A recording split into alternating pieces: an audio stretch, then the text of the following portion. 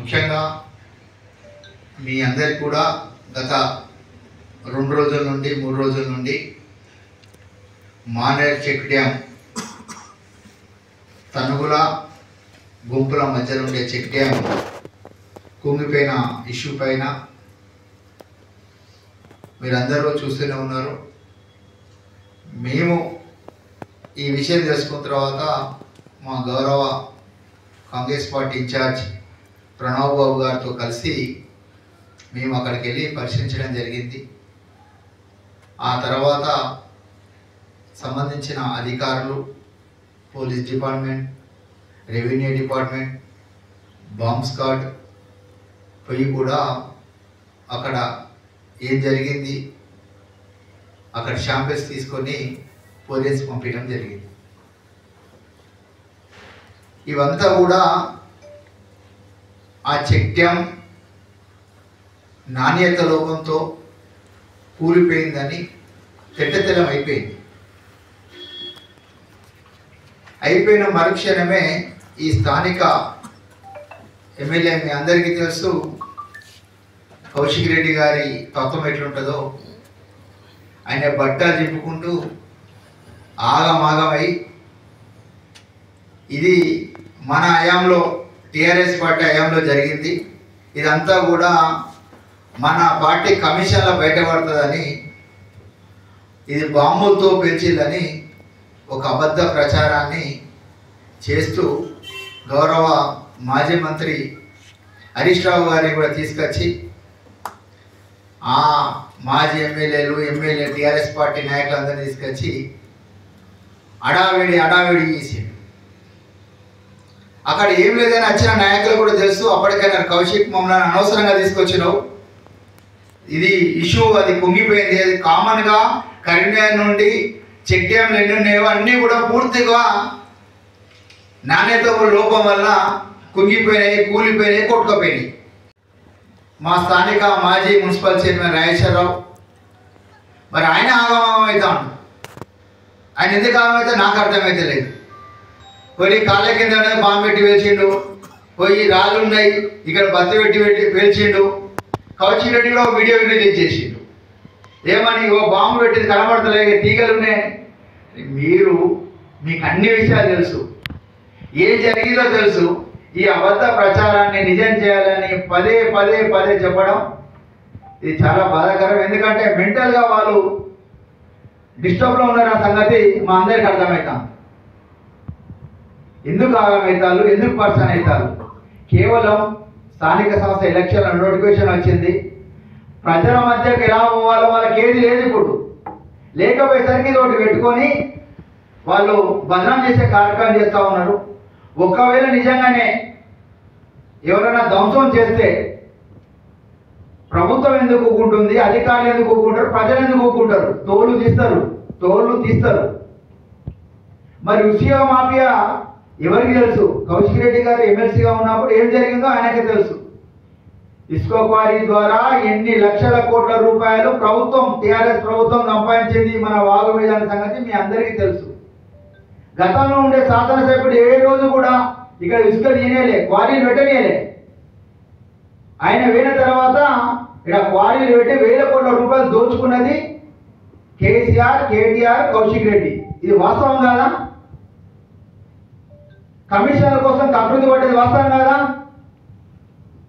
కుంగిపోయిందని కూలగొట్టినని చెప్పే నీచమైన ఆలోచన, దుర్మార్గమైన ఆలోచన ఎవరు కూలగొడతారు? కూలగొడితే మేమెందుకు ఊక్కుంటాం? ప్రభుత్వం ఎందుకు ఊక్కుంటుంది? అధికారులు ఎందుకు ఊక్కుంటారు? అది మామూలుగా ప్రభుత్వ ధనం కోట్ల రూపాయల కోసం కోట్ల రూపాయలు వేచించి పెట్టిళ్ళు. రైతులకు ఉపయోగపడే ఒక మంచి ప్రాజెక్ట్ అది కల్వర్ట్ చెక్ డ్యామ్ ఇక్కడ ఉన్నాయి. అరే కొంచెం కూడా సోయ లేదా మీకు? మారారా? మీరు? మీ బుద్ధి మారారా? అక్కడికి వెళ్ళి పెడితే ఇక్కడ వరకు కొంతవరకు అదే. ఈ తప్పుడు ఆరోపణ మానుకోకపోతే త్వరలోనే ప్రజలే మీకు తప్పకుండా బుద్ధి చెప్తారు. రిపోర్ట్ కూడా వస్తుంది. రిపోర్ట్ వచ్చిన తర్వాత మా హుజరాబాద్ నియోజకవర్గ సంబంధించిన శాసనసభ్యులు కూడా రాజీనామా లేఖను పట్టుకొని రెడీగా ఉండాలని సందర్భంగా తెలియజేస్తూ, మీకు అందరికీ తెలుసు 2-3 రోజుల క్రితం జరుగుతున్న విషయము. మొన్న హైదరాబాద్ జరిగిన జూబ్లీ హిల్స్లో జరిగిన ఎన్నికలలో ఈ మన శాసనసభ్యుడు అక్కడ ఏం చేసాడో మీ అందరికీ తెలుసు. అన్ని తప్పుడు ఆలోచనలు, తప్పుడు మాటలు చెప్పడం తనకు ఒక ఆనవాయితీ. జూబ్లీ హిల్స్ ఎన్నికలలో ప్రజలు ఆదరించి ప్రభుత్వం చేపట్టిన సంక్షేమ పథకాలు ప్రజలకు అందుతున్నాయని, రేవంత్ రెడ్డి గారి నాయకత్వం మంచిగా చక్కగా ఉన్నదని చెప్పి నమ్మి మరి మొన్న సుమారు 24,000 మెజారిటీ పైన ఇచ్చి గెలిపించిన సందర్భం మనందరికీ తెలుసు. మరి ఏం చేయాలి? మళ్ళీ స్థానిక ఎన్నికలు వస్తున్నాయి.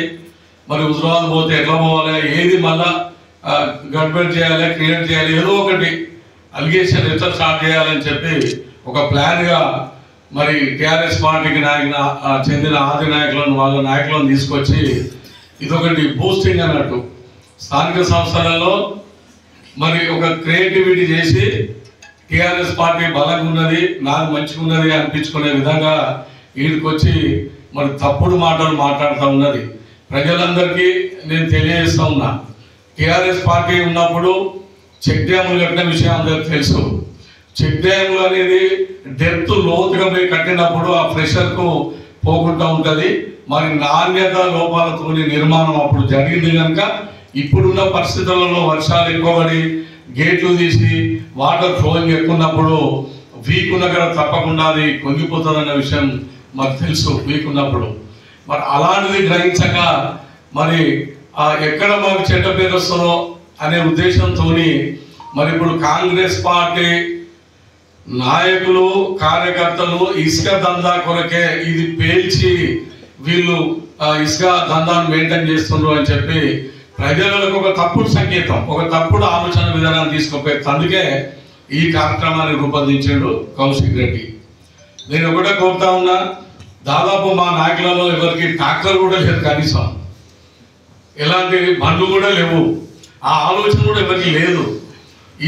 దీనికి సృష్టికర్త ఈ అలవాటు ఉన్నోళ్ళు అంతా టీఆర్ఎస్ పార్టీలో ఉండేప్పుడు ఈ దందాలను చేసి రోడ్లు ఖరాబ్ అయితే ప్రజలంతా రోడ్ల మీదకి వచ్చి అప్పుడు ధర్నాలు ఇట్లా చేపట్టడం కూడా జరిగింది. అది మరి స్థానికంగా ఉన్న శాసనసభ్యులు కూడా తెలుసు. వేలాది లారీలు, కోట్లాది రూపాయల ఇసుకను మరి వ్యాపారం ఎవరు చేసిండ్రు, ఎవరు లబ్ధి పొందిండ్రు అనేది ప్రజలు గమనించాలని చెప్పడానికి మనస్ఫూర్తిగా కోరుతా ఉన్నా. వట్టిగానే మీటింగ్లు పెట్టి వట్టిగానే ప్రెస్ సోదరులతో సమావేశాలు పెట్టి అనవసరంగా మా ప్రణవ్ గారి మీద కావచ్చు, మా కాంగ్రెస్ పార్టీ మీద కావచ్చు, మా నాయకుల మీద కావచ్చు మీరు ఇలా మాట్లాడితే జూబ్లీ హిల్స్ లో కౌశిక్ రెడ్డి మాట్లాడిన దానికి అక్కడ ప్రజలు ఏ విధంగా బుద్ధి చెప్పిండ్రో ఇక్కడ కూడా హుజరాబాద్ నియోజకవర్గం కూడా మళ్ళొకసారి కౌశిక్ రెడ్డికి అంశాలకు కూడా బుద్ధి చెప్తారని చెప్పి ఈ సందర్భంగా నేను తెలియజేస్తూ, బీఆర్ఎస్ పార్టీ నాయకులు ఇక్కడ ఉన్నటువంటి స్థానిక ఎమ్మెల్యే వాడిందే వాడు వాళ్ళకు ఇక్కడ ఉన్నటువంటి స్థానిక ఎమ్మెల్యేకు ఒక వ్యక్తి మా అన్నట్టుగా కోతికి కొబ్బరి చిప్ప ఇచ్చినట్టుగా ఒక వ్యక్తి చిన్న వీడియో తీసుకుపోయి ఇచ్చాడు. ఇది వాస్తవం. ఇచ్చిన వ్యక్తి కూడా మాతో చెప్పడం జరిగింది. అది దేనికి ఒక గ్రానైట్ దాడు ఉన్నటువంటి గుండుకు ఉన్నటువంటి దారాన్ని చూపెట్టి వీళ్ళు పూజలు పెట్టి ఇసుక మాపే బ్లాస్ట్ చేసిళ్ళు అని చెప్పాడు. అది అవాస్తవం. అది వారికి కూడా తెలుసు. వారితో పాటు గ్రానైట్కు సంబంధించిన ఒక ఎమ్మెల్యే వస్తాడు. ఆయన మాట్లాడాలంటే ఏమైనా మాట్లాడకపోవచ్చా? ఆయన ఏం మాట్లాడకుండా వెళ్ళిపోయాడు. మా పెద్దపల్లి శాసనసభ్యులు 14 చెక్ డ్యామ్లు కట్టిస్తే 14 9 10 కూలిపోతే వాటి అన్నింటినీ ఖండించుకుంటూ వచ్చిండు. ఆ రోజు అప్పుడున్నటువంటి మంత్రివర్యులు హరీష్ రావు గారు మరి ఎందుకు స్పందించలేదు? ఇక్కడ ఉన్న శాసనసభ్యుడికి భయం అవుతుంది. నియోజకవర్గ ప్రజలందరినీ తీసుకొని వస్తాడు, నాయకులను, టీఆర్ఎస్ నాయకులను, ప్రజలకు కాదు, నాయకులను ఎందుకు తీసుకొస్తాడంటే జమ్మిగుంటలో ఉన్న ప్రజలు అతను తరిమి కొట్టే ప్రయత్నం ఉన్నారనే ఉద్దేశంతో నియోజకవర్గ నాయకులను ఓన్లీ టీఆర్ఎస్ నాయకులను తీసుకొని వచ్చి దీన్ని ఒక కళ్ళబొల్లి మాటలు చెప్పి స్థానిక ఎలక్షన్లను దండుకోవడం కోసం ఈ ప్రయత్నం చేస్తున్నానని తెలియజేస్తున్నా. ఇట్లాంటి ఆరోపణలు, తప్పుడు ఆరోపణలు మారుకోవాలని వారికి వత్తాసు పలుకుతున్న లోకల్ టీఆర్ఎస్ నాయకులు కూడా హెచ్చరిస్తున్నా. మీ పొంటే నిన్న కూర్చున్నారు, ఇసుక మాఫియా మీ వెనుకాల కూర్చున్నారు, గుర్తుపెట్టుకొని దాన్ని చూసుకొని మాట్లాడుని. కాంగ్రెస్ పార్టీ మీద అవాకులు చవాకులు చేస్తే జాగ్రత్త, గుర్తుంచుకొని మిమ్మల్ని ప్రజలు నమ్మే పరిస్థితిలో లేదు అని తెలియజేస్తున్నారు. ఈ మీడియా సమావేశానికి ఏంటిదో మీ అందరికి కూడా తెలుసు. గత 5 రోజుల నుంచి మరి చెక్ డ్యామ్ గురించి మరి వీళ్ళని చూస్తే, బీఆర్ఎస్ నాయకులను చూస్తే నవ్వాలనో ఏడవాలనో అర్థం కాని పరిస్థితులు ఉన్నారు జనాలు. ఇంకా వీళ్ళ ఉనికిని కాపాడుకోవడానికి, ఇంకా వీళ్ళకి సంబంధించి నాయకత్వాన్ని కాపాడుకోవడానికి వీళ్ళు వేసే వేషాలు చూస్తే పగటి బిచ్చనాలు కూడా వేస్తలేరు. ఎందుకంటే అక్కడ కూర్చుని ప్రెస్ మీట్ పెట్టిన నాయకుల చరిత్ర మొత్తం తెలిసిన వాళ్ళం. ఇవాళ ఇసుక మాఫియా చేసినాం, ఇసుక అది బాంబులు పెట్టి బ్లాస్ట్ చేసి క్వారీలో పుల్లగొట్టి మొత్తం మేమే ఇసుక అమ్ముకుంటాం అన్న నాయకులు ఒకటి ముక్కుసూటిగా ఒక క్వశ్చన్ అడుగుతున్నా. అన్నా, ఇన్ని రోజులు 10 సంవత్సరాల పాలనలో మా కాంగ్రెస్ వాళ్ళకి ఎవరికన్నా లారీలు ఉన్నాయా, ఎవరికన్నా ట్రాక్టర్లు ఉన్నాయా? మరి మీరే ఒకసారి చిత్తశుద్ధితో ఆలోచించాలి. ఇవాళ ఇసుక మాఫియా చేసిర్రు, బాంబులు బ్లాస్ట్ చేసిర్రు, ఇసుక అంతా అమ్ముకుంటారు. మరి ఇన్ని రోజులు లేని ఎమ్మెల్యేలు క్వారీల కాడికి రానలో గత 3-5 సంవత్సరాల నుంచి అధికంగా క్వారీలు ఎక్కడి నుంచి అయినాయి. ఇదే జమ్మికుంటలున్న ఎక్కడ పడితే అక్కడ మన వెంచర్లు ఎక్కడి నుంచి అయినాయి. మీ పుట్టు పూర్వత్రం తెలియదు అనుకుంటారన్నా, అక్కడ కూర్చున్న నాయకుల గురించి తెలుసు. మీరు వేసే మొత్తం ప్రతిదీ కాంగ్రెస్ కార్యకర్తలు అందరు చూస్తూనే ఉన్నారు. బరాబర్ మీకు సమాధానం చెప్తాం.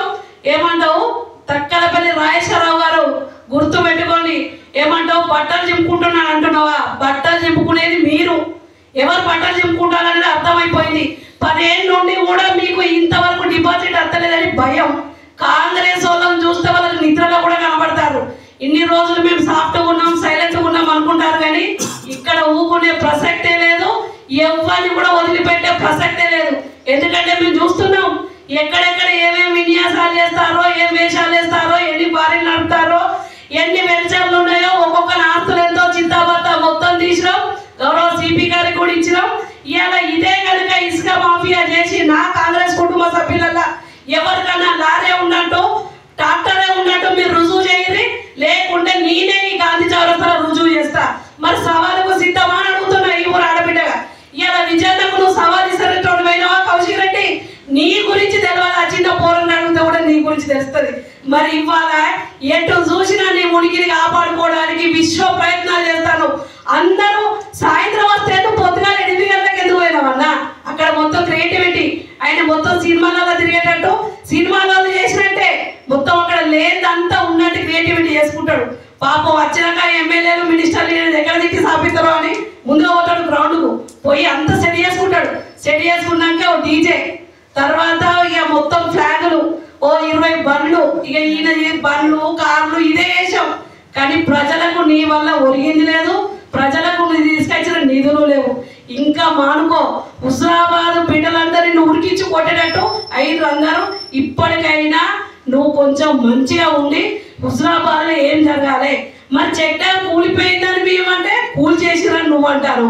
ఈ కూల్ చేసినందుకు నువ్వు నీకేమైనా సంబంధం ఉన్నదో ఏమో నాకైతే అర్థమవుతలేదు. కానీ ముఖ్యంగా నీ కాండారా తీస్తే మొత్తం బయటపడుతుంది. ఇది కూలిందా కుంగిందా? మరి కలెక్టర్ గారు వచ్చారు, సిపి గారు వచ్చారు, గౌరవ అధికారులు మొత్తం వచ్చారు. వాళ్ళు ఎవరికి లేంటి మొత్తం నీకే అవుతుంది. పేల్చిర్రు పేల్చిర్రు పేల్చిర్రు. ఒక పేల్చిల్లు అనేది ఒక బీఆర్ఎస్ వాళ్ళే. ఎందుకంటే వీళ్ళు ఎక్కడెక్కడ ఈ చెక్ డ్యాములు కూల్చుకుంటా ఇసుక మాఫియా చేస్తారు.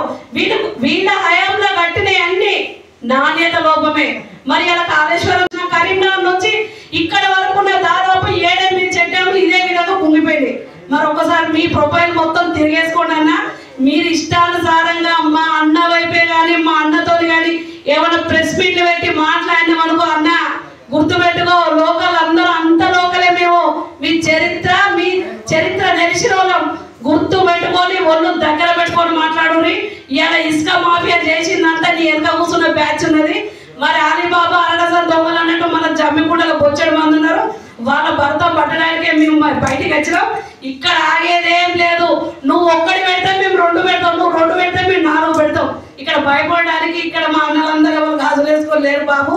ముఖ్యంగా తక్కలపల్లి రాజేశ్వరరావు గారికి ముఖ్యంగా ఈ ఊరు ఆడబిడ్డగా అడుగుతున్నా, ఇవాళ ఇసుక మాఫియా చేసేది వెంచర్లు వేసేది మీరు, మీ ప్రభుత్వం, మీ బాబు కేసీఆర్. ఇదంతా తెలిసిన విషయమే. మీరేదో జపలు కొట్టుకుంటా ఇక్కడ మాకేం సంబంధం లేదు. అంత కాంగ్రెస్ వాళ్ళే. అంత కాంగ్రెస్ వాళ్ళు 2 ఏళ్లలో ఏం చేసినాం, మీరు 10 ఏళ్లలో ఏం చేసిరు. గౌరవంగా ఇవాళ తెలంగాణ రాష్ట్రంలో ఉన్న ముఖ్యమంత్రి గారికి బ్రహ్మరథం పడుతున్నారు. ఇవాళ మొత్తం తెలంగాణ రాష్ట్రం అంతా సుభిక్షంగా ఉన్నదంటే ఇలా కాంగ్రెస్ పాలనతోనే.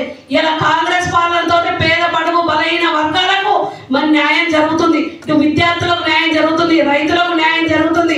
ఇల్లు లేని నిరుపేద బిడ్డలకు ఆడబిడ్డలకు ఇల్లు వస్తున్నాయి. ఓర్వలేకపోతున్నారు. ప్రభుత్వం మీద బురద జల్లే ప్రయత్నం చేస్తున్నాం. అదే బురదలో పండ పెట్టి కొడతాం బిడ్డ. ఇంకోసారి ఖబర్దార్ కాంగ్రెస్ వైపే కానీ మా అన్న వైపే కానీ చూస్తే ఇది షాపిల్ మాత్రమే. ఇక ఉరికించి కొట్టడం